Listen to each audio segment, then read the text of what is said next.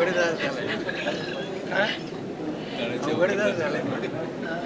थोडंसं झालं काय बचावले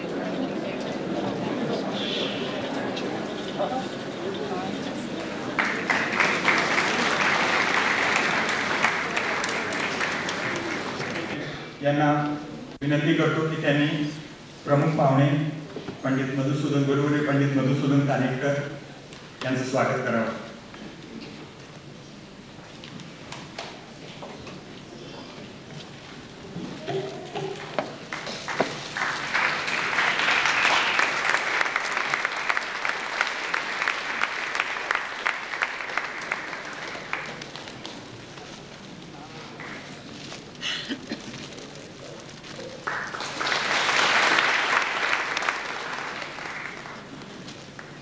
या कार्यक्रमामध्ये आज दोन प्रमुख वक्ते आहेत. पंडित सुरेश तळवलकर यांचं स्वागत ज्योती खरे कारभार करतील.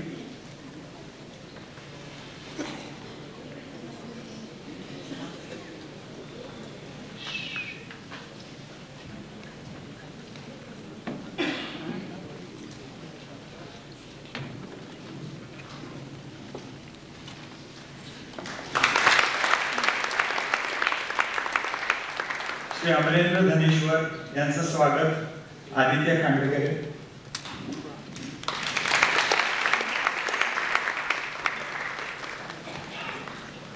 श्री फातर्फेकर यांचं स्वागत मीनल देशपांडे यांनी करावं. आलाप इलेक्ट्रॉनिक्स या कंपनीचे श्री फातर्फेकर, ज्यांच्यामुळे आज वहीच्या ध्वनिफिती आपल्याला मिळते.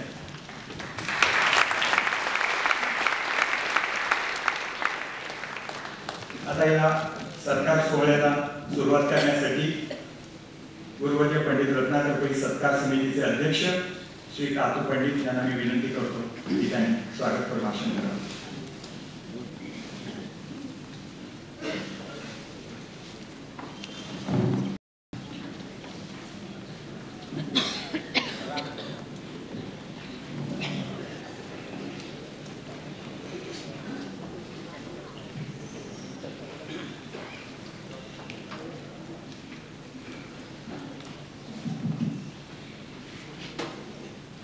पंडित रत्नाकर अमृत महोत्सवाचे प्रमुख पाहुणे पंडित मधुसूदन कानेटकर,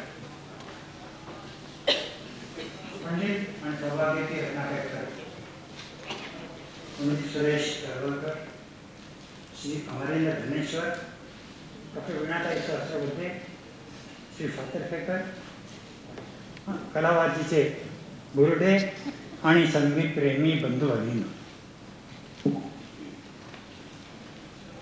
पंडित यांचा हा अमृत महोत्सव सोहळा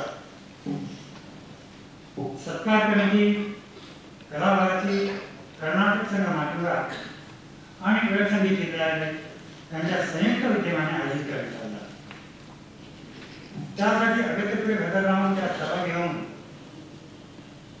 आपण जे सहकार्य केलं त्याबद्दल आपणा सर्वांचे मी मनपूर्वक आभार मानतो आणि स्वागत करतो.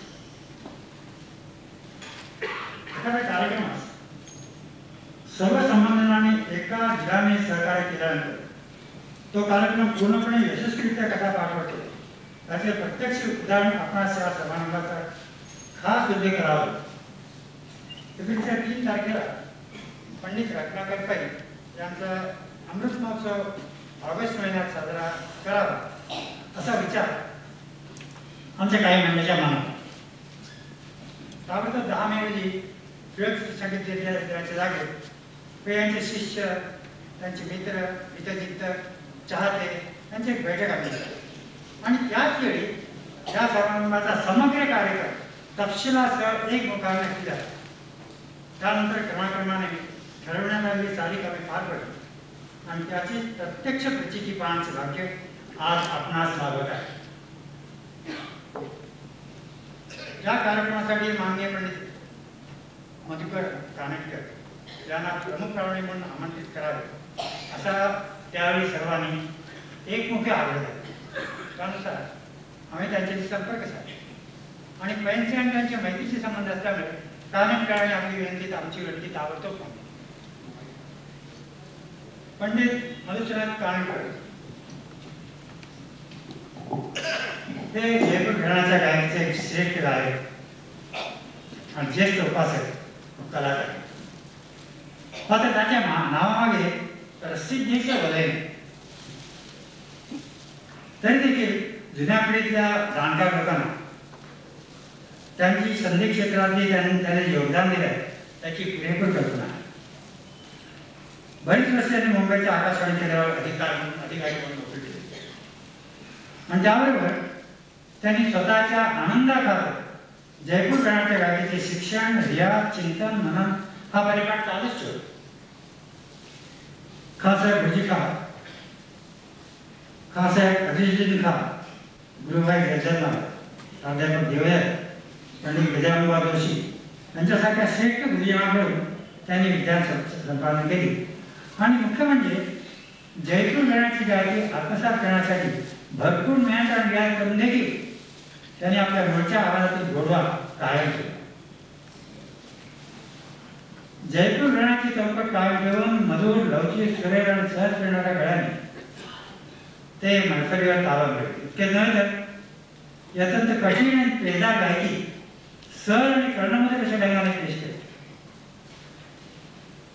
सेवानिवृत्तीनंतर ते सांगली आणि नंतर पुण्याला जाऊन स्थायिक झाले आणि तिथे विद्या संपादन करणे, त्याबरोबर इतरांनी आपल्या जवळची विद्या घेणे यावर त्याने भर दिला. आणि आजच्या वेळीपर्यंत त्यांचे हे काम तसंच चालू आहे.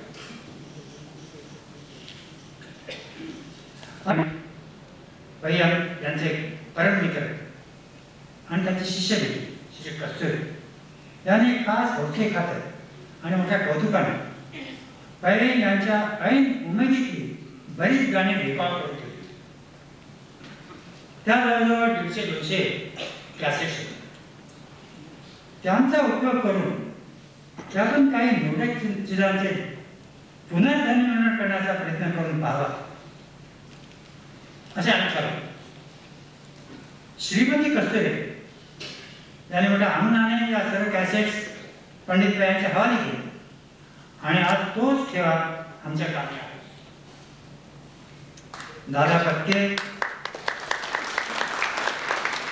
पातळेकर, श्री भोळे, श्री मोने या सर्व संगीतप्रेमी मंडळीने स्वखुशीने हे काम हाती घेऊन हा प्रकल्प सिद्धीस नेला आणि त्यातून पै यांच्या 2 कॅसेट तयार झाल्या. त्यावेळी एडमंड हिरेला एव्हरेस्ट शिखर गाठण्याचा जो आनंद झाला असेल तो तितका त्यांना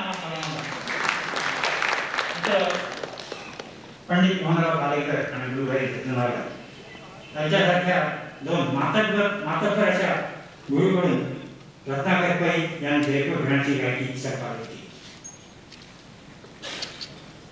खरं म्हणजे या दोघा गुरुंनी पै यांना घडवलं आणि क्रमाक्रमाने आमचा रत्न, नंतर रत्नाकर पै आणि आता पंडित रत्नाकर पै अशा उच्च पातळीपर्यंत ते येऊ शकते. तेव्हा आम्ही अगदी कर्तव्यबुद्धीने गुरुवर्य मोहनराव कालेकर आणि गुरुभाई गजलनाथ यांची या प्रसंगी आठवण ठेवून त्यांच्या स्मृतीला नम्रतापूर्वक अभिवादन करणे हे आपले कर्तव्य समजतो. त्यानंतर आता पंडित रत्नाकर पै यांचा सत्कार समारंभ, ध्वनिफितीचे अनावरण, प्रमुख वक्ते पंडित सुरेश तळवळकर आणि श्री अमरेंद्र धनेश्वर यांची भाषणे आणि शेवटी रत्नाकर पै यांचे गायन हे महत्त्वाचे कार्यक्रम यानंतर व्हायचे.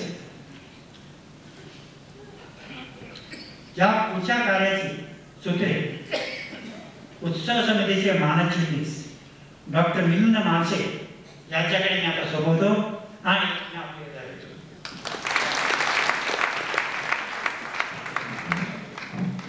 पाहुणे गुरुवर्य पंडित मधुसूदन कानेटकर यांच्या हस्ते आता गुरुवर्य पैंचा सत्कार होईल.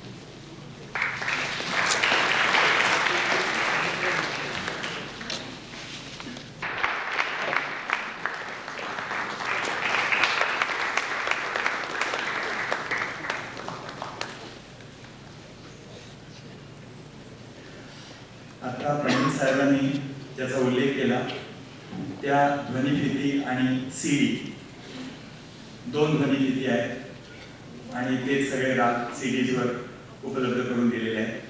त्यांचं आता उद्घाटन होईल.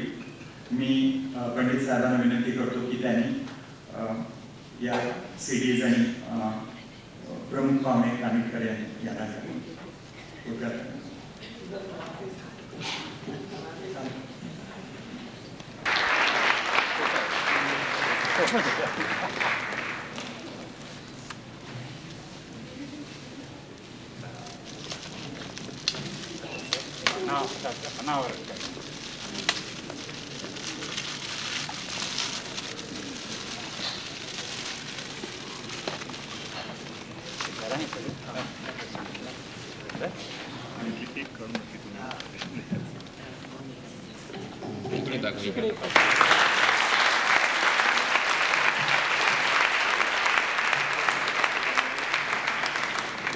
श्री पातर्फेकर यांच्या हस्ते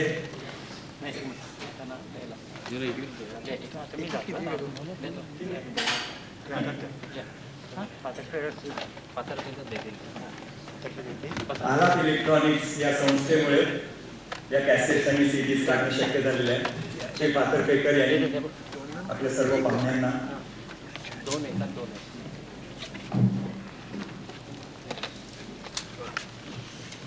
या भेट म्हणून द्याव्या.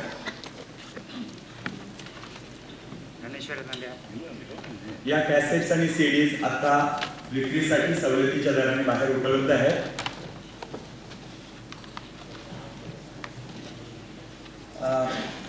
या कॅसेट्सवर अनवट राग, या कॅसेटचं नावच पंडित रत्नाकर पै सिंग्स अनवट राग असं आहे. एका बाजूला जोग्या अंगाचा देवगंधार आहे आणि राग देसी आहे.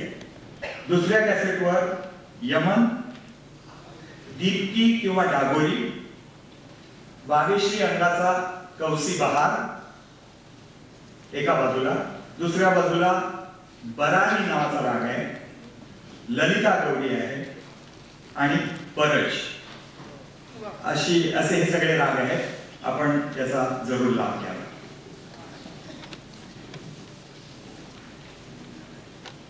आता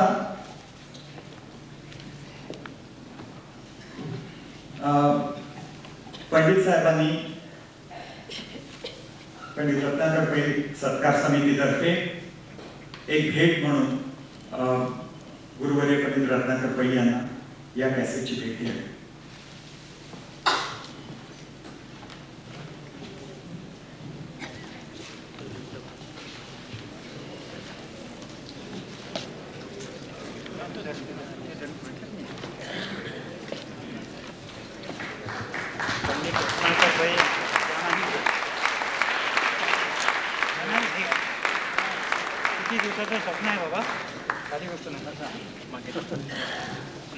आज आपण सर्वजण एकत्र जमलो आहोत एका आनंद सोहळ्यासाठी.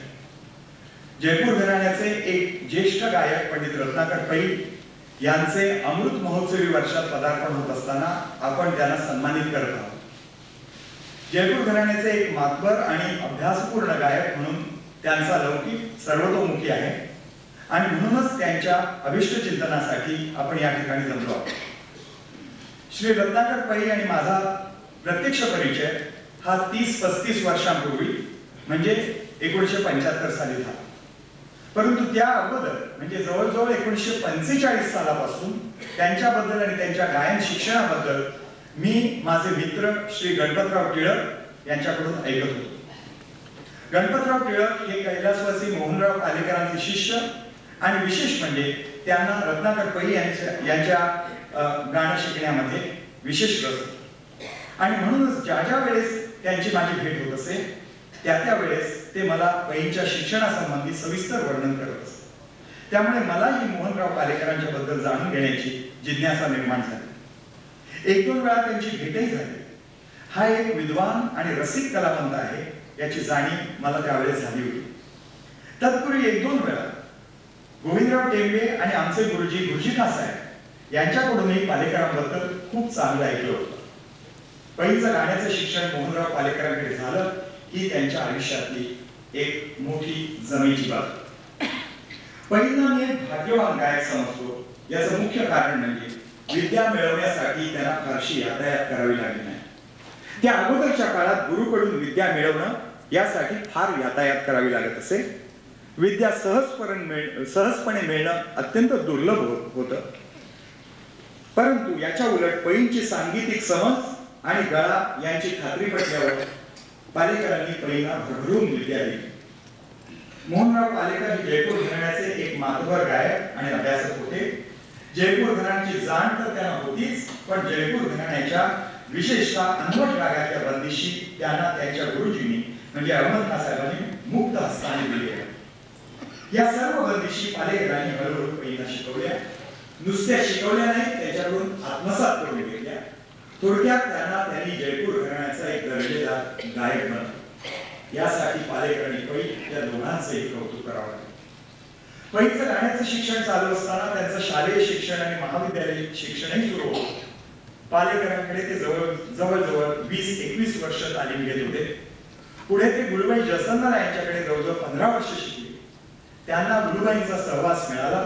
माझ्या दृष्टीने या गोष्टीचं महत्व असं की अल्लादे अण्णा साहेबांचे शिष्य गुरुबाई जसनवाला यांच्याकडून त्यांना अनवट रागातल्या बंदिशी तर मिळाल्याच, पण खास साहेबांची व्यक्तिगत छाप असणाऱ्या काही गोष्टी त्यांच्या गळ्यात रुजल्या. त्यांच्या विद्येला त्यामुळे एक चौफेरपणा आला. पैंच्या सांगीतिक कारकिर्दीचा जर आढावा घेतला तर तुमच्या लक्षात येईल की विद्येच्या प्रेमाखातर विद्या ही त्यांची श्रद्धा आहे. त्याकरता ते मैफिलीवर अवलंबून राहिले नाही. मैफिली सुद्धा सहज आमंत्रण येतील त्याच, पण आयुष्यातील प्रमुख ध्येय विद्या मिळवत राहायचं आणि विद्या देत राहायचं. या विद्येवर 4 पैसे मिळवणं हा उद्देशच त्यांनी ठेवला नाही. त्यामुळे त्यांना विद्यार्जनावर लक्ष केंद्रित करता आलं. त्यांच्या गुरुची शिकवणही तशीच होती. स्वांत सुखाय विद्या, आपल्याच मजेत राहायचं. यामुळे मला पैंचं विशेष कौतुक आहे. पैंच्या गुरुभक्तीबद्दल मुद्दाम उल्लेख करायला हवा. आपल्या दोन्ही गुरूंची पुण्यतिथी ते कुलाचार असावा इतक्या निष्ठेने कितीतरी वर्ष करत आहे. गुरुभक्ती हे संगीताच्या क्षेत्रातील एक अत्यंत पवित्र नातं आहे. गाण्यात अशी काही उदाहरणं आहेत की गुरु शिष्य एकमेकात इतके गुंतून जातात की ते नातं अत्यंत विलोभनीय होऊन जातं. आणि गुरु शिष्याची काळजी घेतो, विद्या देतो. शिष्य त्या आधाराने पुढे पुढे जात राहतो आणि तोही पुढे गुरुची काळजी घेत राहतो. हळूहळू गुरुभक्तीचं रूपांतर वात्सल्यात होतं आणि गुरुच शिष्याचं लेकरू होतं. गुरुभाई खरोखर भाग्यवान आणि पालेकरही भाग्यवान. त्यांना पैंसारखा पदोपदी आठवण काढणारा शिष्य नाही. विद्यादान आणि विद्यार्जन याकरता पालेकर पै जोडी भारतीय संगीताच्या इतिहासात अविस्मरणीय होती. चाहत्यांनी, कलाभारतीच्या लोकांनी कष्ट घेऊन हा आनंद सोहळा घडवून आणला ही फार मोठी गोष्ट आहे. त्याबद्दल मी त्यांना धन्यवाद देतो. तुम्ही मला प्रेमाने बोलावलं, माझे विचार ऐकले, मला स्वतःलाही खूप आनंद झाला. तुम्हाला सगळ्यांनाच माझे मनापासून धन्यवाद.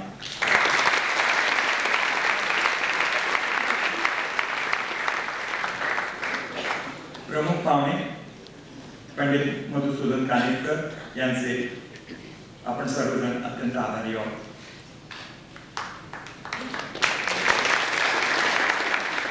यानंतर मी पंडित सुरेश तळवलकर यांना विनंती करतो की त्यांनी पैविषयी 4 शब्द बोलावे.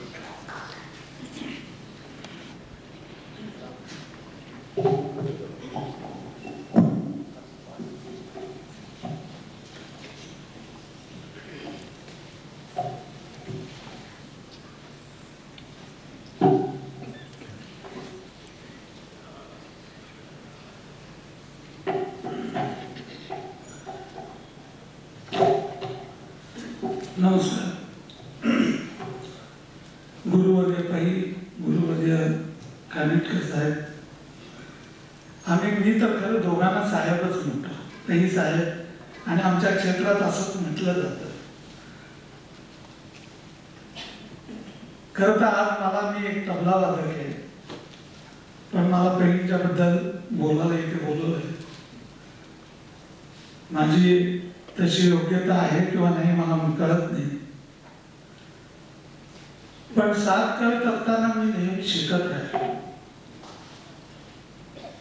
त्या साथीमधून काय काय शिकलो, काय काय पाहिले ते सांगण्याचा प्रयत्न करतो. मला असं वाटतं फक्त घराण्याशी एकनिष्ठ राहून गाणं शिकणारे पैच, आता बऱ्याच वेळेला असं वाटतं की आपण तेही त्याही घराण्याचं घ्यावं, याही घराण्याचं घ्यावं असं बरंच वाटत असतं. मनुष्य प्रयत्न करत असतो, करता करता त्याला जमतही जातं. पण एकाच घराण्याच्या चौकटीमध्ये राहून त्याच्याशी एकनिष्ठ राहण्याचं त्यांनी हे कधीही आजपर्यंत सोडलेली. अवघड आहे, अवघड आहे. ही वाटचाल फार अवघड आहे, कारण हे ठरवण्यासाठी मनुष्याचा निश्चय फार मोठा लागतो. आणि एकंदरीत पैंच्या गाण्यामध्ये काटेकोरपणा, निश्चय, घराण्याची जयपूर घराण्याची बांधिलकी ही इतकं त्या घराण्याशी ते एकनिष्ठ झालेले. मला पैंच्या बाबतीत मी गेले 35 वर्ष पैंच्या बरोबर वाजवतोय लहानपणापासून. मी अगदी वयाच्या लहानपणापासून वाजवायला सुरुवात केली. मला आठवतं की 35 वर्षापूर्वी सुद्धा ट्रिनिटी क्लब मध्ये पै साहेब आपल्याला आठवत असेल, आपण येत असत आणि मी लहान होतो. मी सगळ्यांबरोबर आपल्या लोकांबरोबर मी वाजवत होतो. वाजवताना त्याच्यातूनच साथ संगत घडत गेली माझ्याकडून. या सगळ्यांचं श्रेय ह्या लोकांना, नाही तर आज मी वाजवू शकलो नसतो. सर्वात पहिल्या गाण्याबद्दल मला नंतर कळायला लागलं थोडं थोडं. आजही पूर्ण कळते असं मला नाही म्हणायचं आहे, परंतु जे काय कळतंय त्या पहिल्या गाण्यामधला सर्वात मला भावणारा काय भाग असेल तर अस्थायी अंतरा. एका निकोपलेला स्वच्छ सुरेख न रंजक करता. बघा, हा विषय असा आहे की अस्थायी अंतरा सुद्धा हल्ली रंजक करून गायला लागलेले लोक, जे गायकीमध्ये मांडायचं आहे. म्हणजे रंजक असू नये असं नाही, पण त्याचं स्ट्रक्चरशी इतकी एकनिष्ठता असावी अस्थायी अंतराची की त्या अस्थायी अंतरामध्ये गायकी येता कामा नये. अस्थायी अंतरा इतका स्वच्छ मांडणारे मी तर यांच्या घराण्यामध्ये माईंना पाहिलं. माईंकडून इतका चांगला अस्थायी अंतरा ऐकला, इतका चांगला अस्थायी अंतरा त्याच्यानंतर मी पैकी करूनच ऐकला. तो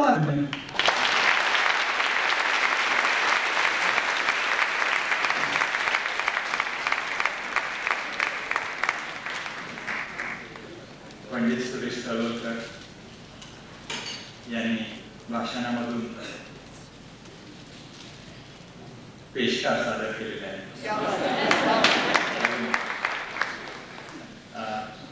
एकच छोटी आठवण झाली.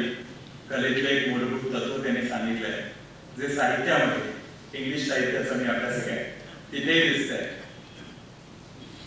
वर्ड्सवर्थ हा कवी होता.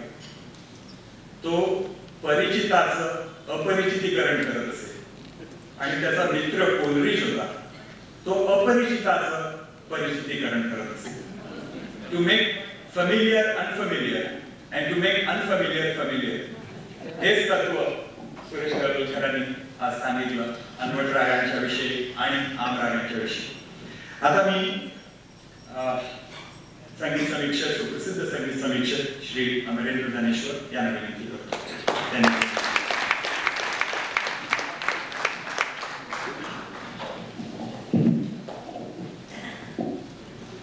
आजची सरकार मोठी पंडित रत्नाकरजी, श्री कानिटकर आणि रंगमंचावरचे सर्व मान्यवर आणि इतर श्रोते. जर तुम्ही पत्रिका पाहिली असली या सरकार समारंभाची तर एक गोष्ट लक्षात येईल की या संबंध पत्रिकेवरती पंडित नसताना मी एकटा आहे आणि माझ्या जोडीला सीमा शिरोडकर आहे. तर त्याचा अर्थ असा आहे की आम्ही दोघं ज्युनियर आहोत सर्वात, आणि त्याबद्दल माझी काही तक्रार नाही. तक्रार एवढीच आहे, जो ज्युनियर असतो त्याला आधी बोलायला सांगायचं असतं.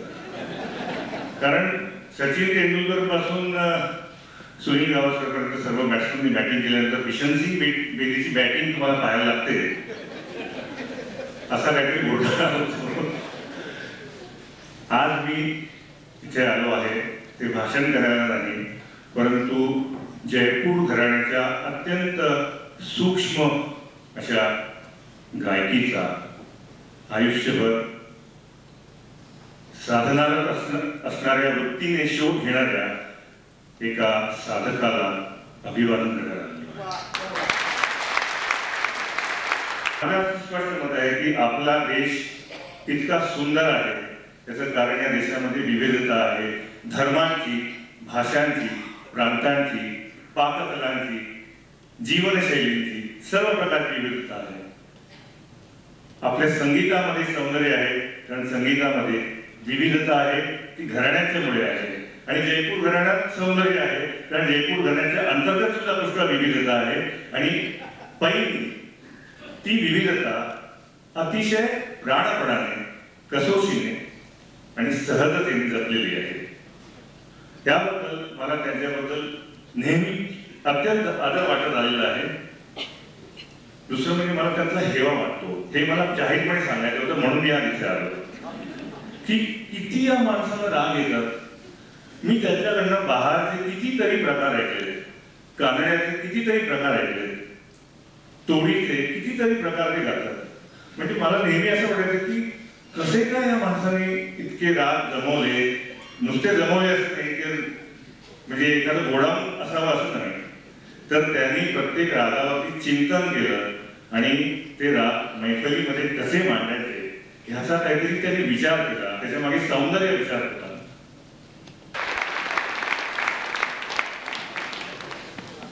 त्यांच्या गायनाविषयी अतिशय मार्मिक असं विवेचन केल्याबद्दल धन्यवाद. आता मी कलाभारतीचे श्री प्रकाश बोर्डे यांना विनंती करतो की कलाभारतीतर्फे त्यांनी छोटंसं निवेदन करावं. Let I start my today's 2 minutes talk in Kannada. ಸನ್ನಿಹಿತರೇ, Karnataka ಸಂಘ ಕಲಾಭಾರತಿಯ ಪರವಾಗಿ ಹಾಗೂ ಪಂಡಿತ್ ರತ್ನಾಕರ್ ಪೈ ಅಮೃತ ಮಹೋತ್ಸವ ಸಮಿತಿಯ ಪರವಾಗಿ ಈ ವೇದಿಕೆಯ ಮೇಲೆ ಕುಳಿತ ಆಸನಸ್ಥ ಪಂಡಿತರಿಗೆ ವಂದಿಸಿ ನಾನು ಈ 2 ಮಾತುಗಳನ್ನು ಕನ್ನಡದಲ್ಲಿ ಹೇಳುತ್ತಿದ್ದೇನೆ. ಸ್ವದೇಶೇ ಪೂಜ್ಯತೆ ರಾಜ, ವಿದ್ವಾನ್ ಸರ್ವತ್ರ ಪೂಜ್ಯತೆ. Friends, at least what I said in Sanskrit must have been understood by all non-Kannadigas gathered here. My Muslim friend, Pandit Ghulam Dastagir Garazdar, once told me when I had interviewed him, in those days when press truly appreciated what is good in society, that in Chennai, where no other language is understood other than Tamil, and especially in English, when he conversed in Sanskrit with his colleague outside the station, when the rickshawala did not understand where to take them, suddenly stooped to touch Ghulam Dastagir Birajdar's feet and took them to their destination only because his passengers spoke Dev Bhasha, the language of gods. And number two, though Tamil is of Dravidian origin, has more Sanskrit words. Pandit Ratnakar Pai perhaps is one of the richest Pandits today. Not because of the honors that has come his way, either from the state government or from central government, nor because of the number of disciples that he has created, not because of the concerts that he has had, but he is very rich, richest perhaps, because of the vast treasure of bandishes that he has and the number of Anmata ragas that he has. And we know true wisdom and knowledge does not need worldly or mundane recognition in page number 3 or photographs on the page number 1 in English pages. But what is required is the audience and the rasikas that have gathered with all Malkuni's full.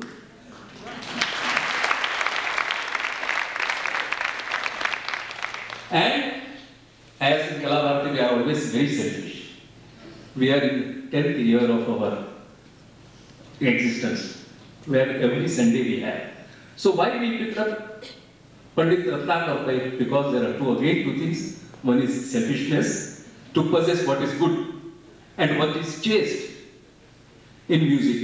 It is not that 75th year is being celebrated. There are many Pandits, but specifically this is the 10th year.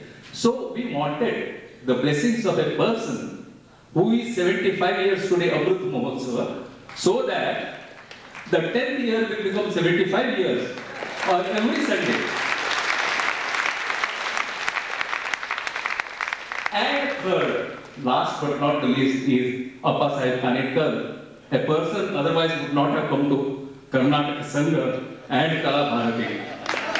Because these are the, you see, Dukha Sharkar Yoga is open to me. त्याचे एक अव्वल उदाहरण आहे. And all these things keeping in their lives to honor on this day on behalf of Karnataka Sangha as a token of appreciation and gratitude in true Kannada style. I request Pandit Ratnakar Pai to accept Hannu Hampala and a shawl on behalf of all of us.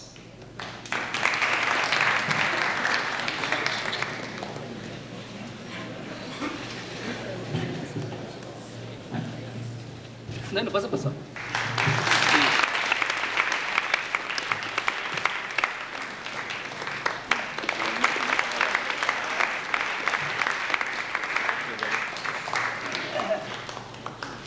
Thank you for the records.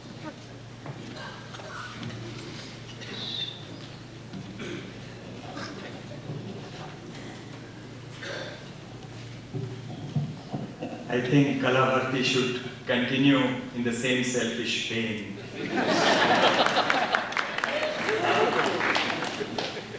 आपण सगळे पंडित रत्नाकर पै यांचं गायन ऐकायला अधीर झाला, पण 1-2 मिनिटाचं मनोगत स्वतः पंडित पै व्यक्त करणार आहेत.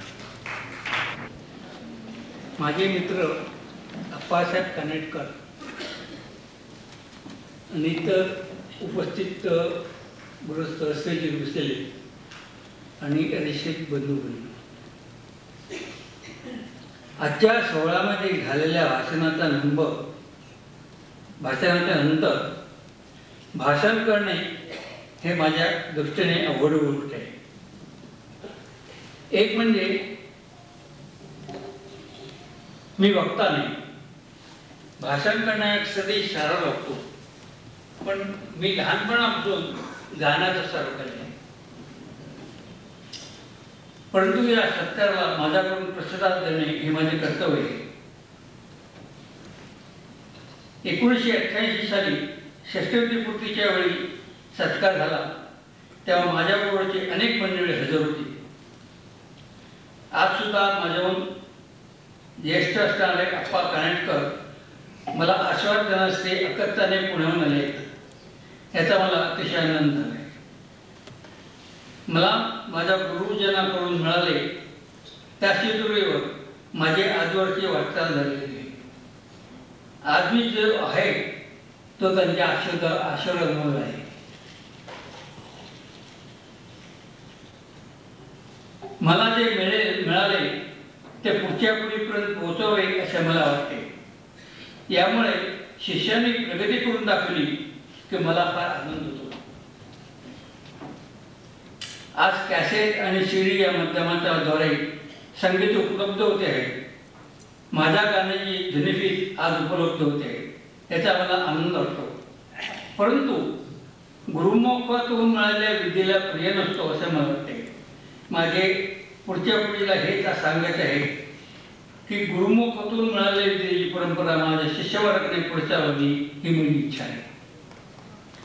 हा सत्काराचा सोहळा प्रेमाने घडवून आणणाऱ्या शिष्यवर्गाचा आणि चाहत्यांचा मी आभारी आहे. या सोहळ्यात भाग घेणाऱ्या वक्त्यांचा आणि आपणा सर्वांचा सर्व श्रोतांचाही मनापासून आभारी आहे. थँक्यू.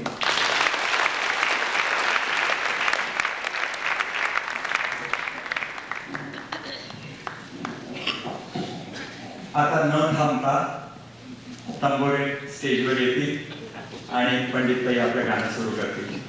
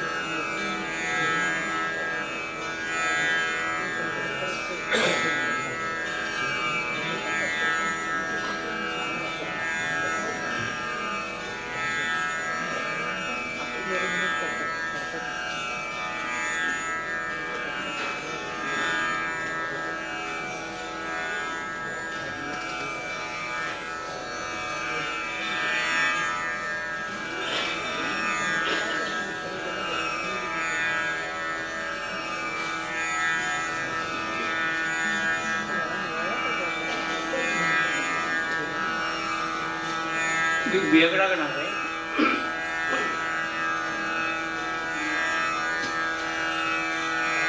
पहिली जी झपतालमध्ये आजको दिन शुभ दिन, आणि नंतर सुरेशने सांगितल्याप्रमाणे झपतालमध्ये उपकरण, आणि त्याच्यानंतर द्रुत त्रिताल.